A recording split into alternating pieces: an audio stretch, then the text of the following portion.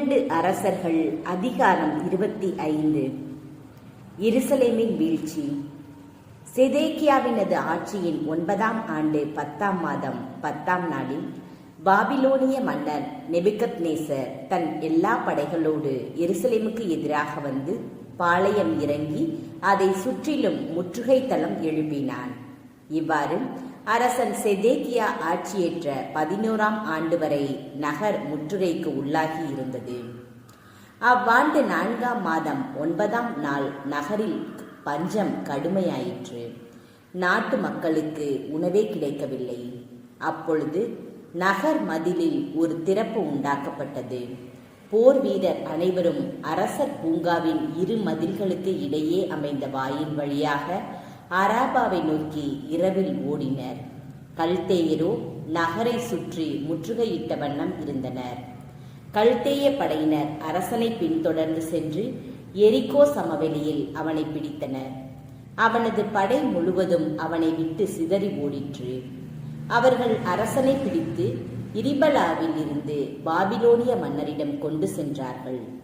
மன்னன் அவனுக்கு எதிராக தீர்ப்பு வழங்கினான். பாபிலோனிய மன்னன் செதேக்கியாவின் புதல்வர்களை அவனது கண்முன்னே கொன்றான். மேலும் அவனுடைய கண்களை பிடுங்கிய பின் விலங்கிட்டு அவனை பாபிலோனுக்கு இழுத்து சென்றான். திருக்கோவிலின் அழிவு. பாபிலோனிய மன்னன் நெபுகத்நேசர் ஆட்சியேற்ற 19ஆம் ஆண்டு 5ஆம் மாதம் 7ஆம் நாளன்று அவன் பணியாளனும் மெய்காப்பாளர் தலைவனுமாகிய நெபுசரத்தான் எருசலேமிற்குள் நுழைந்தான். அவன் ஆண்டவரின் இல்லத்தையும் அரசனது அரண்மனையையும் எருசலேமில் இருந்த எல்லா வீடுகளையும் தீக்கிரையாக்கினான். பெரிய வீடுகளையெல்லாம் தீயிட்டு பொசுக்கினான்.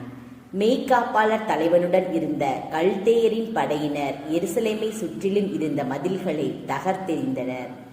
மெய்காப்பாளர் தலைவன் நெபுசரத்தான் நகரில் எஞ்சியிருந்த மக்களையும் பாபிலோனிய மன்னரிடம் சரணடைந்திருந்தவர்களையும் விடப்பட்டிருந்த கைவினைஞரோடு சேர்ந்து நாடு கடத்தினான்.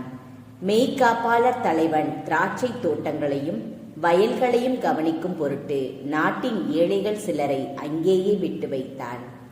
ஆண்டவரின் இல்லத்தில் இருந்த வெண்கல தூண்களையும் தள்ளு வண்டிகளையும் வெண்கலக் கடலையும் கல்தேயர் தூள் தூளாக்கி வெண்கலத்தை பாபிலோனுக்கு கொண்டு சென்றனர்.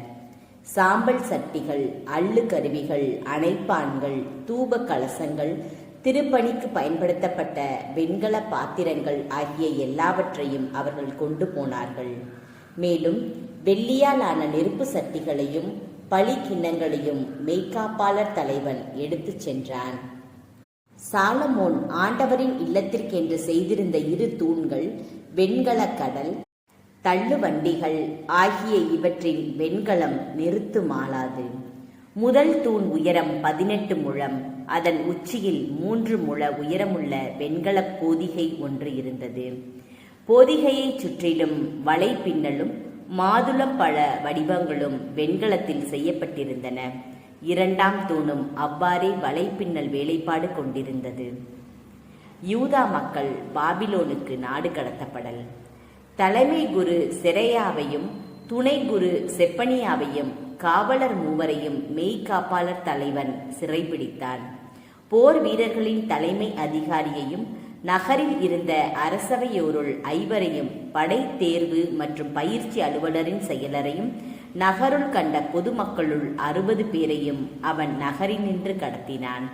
மெய்காப்பாளர் தலைவன் நெபுசரத்தான் அவர்களை பிடித்து இரிபலாவில் இருந்த பாபிலோனிய மன்னனிடம் கொண்டு சென்றான்.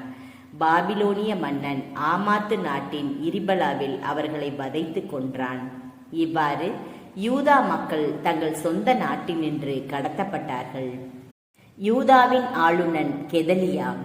மேலும் பாபிலோனிய மன்னன் நெபுகத்நேசர் சிறைப்பிடிக்காது யூதா நாட்டில் விட்டு வைத்திருந்த மக்களுள் கெதலியாவை ஆளுநனாக நியமித்தான்.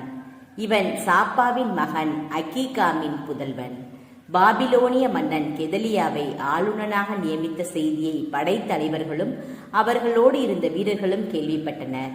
எனவே நெத்தனியா மகன் இஸ்மயேல், கராயாகு மகன் யோகனான், நெட்ரோபாவை சார்ந்த தன்குமத்து மகன் செராயா, மாக்காவை சார்ந்த யாசனியா ஆகியோர் தம் ஆள்களுடன் மிஸ்பாவிலிருந்து கெதலியாவிடம் வந்தனர். கெதலியா அவர்களின் ஆள்களையும் நோக்கி, கல்தேய அலுவலர்களுக்கு நீங்கள் அஞ்ச வேண்டாம். உங்கள் நாட்டில் இருந்து கொண்டே பாபிலோனிய மன்னனுக்கு பணிவிடை செய்யுங்கள், அது உங்களுக்கு நல்லது என்று ஆணையிட்டு கூறினான்.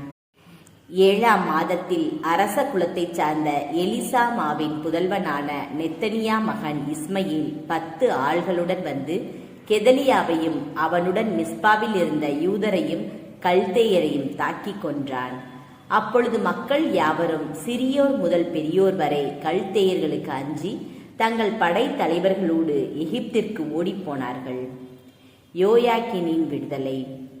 யூதா அரசன் யோயாக்கினுடைய அடிமைத்தனத்தின் 37ஆம் ஆண்டு 12ஆம் மாதம் 27ஆம் நாளன்று, அதாவது பாபிலோனிய மன்னன் எபில் மெரோதாக்கு ஆட்சியேற்ற ஆண்டில், யூதா அரசன் யோயாக்கினை தலைநிமிரச் செய்து சிறையில் நின்று விடுவித்தான். அவன் யோயாக்கினுடன் கனிவாய் பேசி பாபிலோனில் தன்னோடிருந்த அரசர்களுக்கு இல்லாத சிறப்பை அவனுக்கு அளித்தான். எனவே யோயாக்கின் தன் சிறை உடைகளை களைந்தெறிந்தான். அவன் தன் வாழ்நாள் எல்லாம் அரசனுடன் தவறாது விருந்துண்டு வந்தான். அவனுடைய அன்றாட தேவைகளுக்காக அவன் வாழ்நாள் முழுவதும் மன்னனால் அவனுக்கு ஒவ்வொரு நாளும் செலவுப்படி வழங்கப்பட்டு வந்தது.